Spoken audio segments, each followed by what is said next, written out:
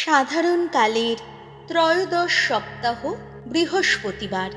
প্রথম পাঠ শিষ্যচরিত গ্রন্থ 10 অধ্যায়, পদ সংখ্যা 24 থেকে 35। পিতর সিজারিয়া নগরে এসে পৌঁছলেন। সেখানে কর্নেলিয়াস তাদের আসার অপেক্ষায় ছিলেন। তিনি তার আত্মীয় স্বজন ও ঘনিষ্ঠ বন্ধু বান্ধবদের আগে থেকেই নিজের বাড়িতে আমন্ত্রণ জানিয়ে সমবেত করে রেখেছিলেন।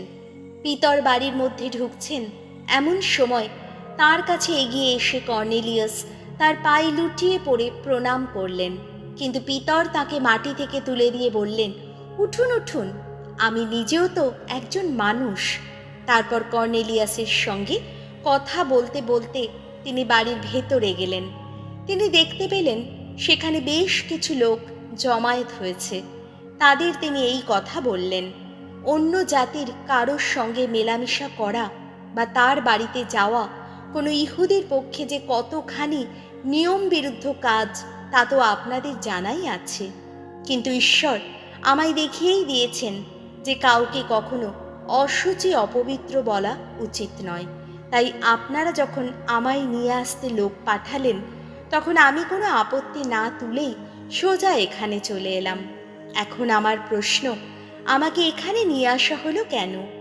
উত্তরে কর্নেলিয়াস বললেন, 3 দিন আগে ঠিক এই সময় আমার এই বাড়িতে আমি যখন বিকেল 3টেয় প্রার্থনা করছিলাম, তখন হঠাৎ ধবধবে সাদা পোশাক পরা কে একজন আমার সামনে এসে দাঁড়ালেন। তিনি বললেন, কর্নেলিয়াস, ঈশ্বর তোমার প্রার্থনা শুনেছেন। তুমি যে অন্যকে সাহায্য করেছ তাও মনে রেখেছেন তিনি।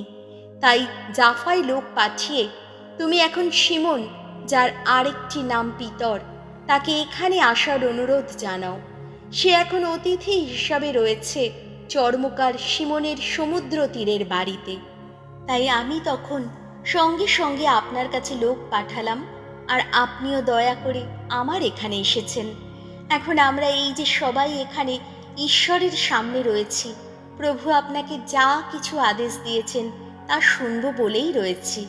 পিতর তখন বললেন, এখন আমি বুঝতে পারছি ঈশ্বর সত্যি কারো প্রতি কোনো পক্ষপাত করেন না, বরং যে মানুষ তাকে সম্ভ্রম করে ধর্মাচরণ করে, তার জাতি যাই হোক না কেন, সেই মানুষ তার অনুগ্রহের পাত্র হয়।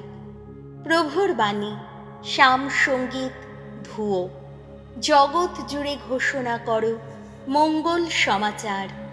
সকল জাতির মানুষ ভগবানের স্তুতি গান করো। সকল দেশের মানুষ গাও তার গৌরব গাথা। ধুয়ো।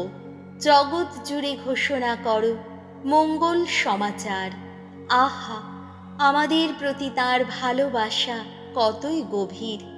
ভগবানের বিশ্বস্ততা সে তো চিরন্তন। ধুয়ো।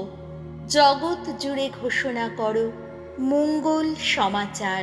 দ্বিতীয় পাঠ হিব্রুদের কাছে ধর্মপত্র 1 অধ্যায়, পদ সংখ্যা 1 থেকে 3।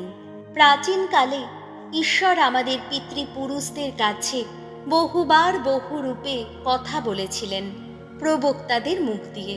কিন্তু শেষ যুগের এই দিনগুলিতে আমাদের কাছে তিনি কথা বলেছেন আপন পুত্রেরই মুখ দিয়ে, সেই তাঁরই মুখ দিয়ে যাকে তিনি দিয়েছেন নিখিলের ওপর তার আপন অধিকার, যার দ্বারাই তিনি রচনা করেছেন বিশ্ব চরাচর। সেই পুত্র স্বয়ং পিতার মহিমা দীপ্তি, তার স্বরূপের প্রতিরূপ তিনি, এবং আপন শক্তিশালী বাণীতে তিনি বিশ্বকে ধারণ করে আছেন। সমস্ত পাপের পরিশুদ্ধি সাধন করার পর তিনি ঊর্ধ্বলোকে মহামহিমের ডান পাশেই আসন নিয়েছেন। প্রভুর বাণী। বাণী বন্দনা। জয় জয় প্রভুর জয়। থমাস, তুমি আমাকে দেখেছ বলেই করেছ বিশ্বাস। যারা না দেখেও বিশ্বাস করে, ধন্য তারাই, ধন্য। জয় জয় প্রভুর জয়। যোহন রচিত মঙ্গল সমাচার 20 অধ্যায়, পদ সংখ্যা 24 থেকে 29। পুনরুত্থানের দিন যিশু যখন এসেছিলেন, সেই 12 জনের অন্যতম থমাস অর্থাৎ যমজ নামে পরিচিত থমাস তখন তাদের সঙ্গে ছিলেন না। তাই অন্য শিষ্যেরা তাকে বললেন, আমরা প্রভুকে দেখেছি। কিন্তু তিনি উত্তর দিলেন, তার দুটি হাতে যদি পেরেকের দাগ না দেখি, আর পেরেকের জায়গায় যদি আমার আঙুল না ছোঁয়াই এবং তার বুকের পাশটিতে যদি হাত দিতে না পারি, তবে আমি কিছুতেই বিশ্বাস করব না। এর 8 দিন পরে শিষ্যেরা আবার সেই একই ঘরে রয়েছেন, আর তাদের সঙ্গে এবার থমাসও আছেন। ঘরের দরজাগুলো খিল দিয়ে বন্ধই রয়েছে, তবুও যিশু ভেতরে এলেন এবং তাদের মাঝখানে গিয়ে দাঁড়ালেন। তিনি বললেন, তোমাদের শান্তি হোক।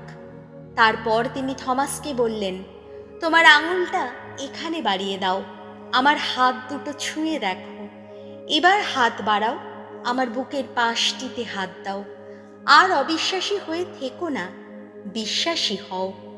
থমাস তখন বলে উঠলেন, প্রভু আমার, ঈশ্বর আমার।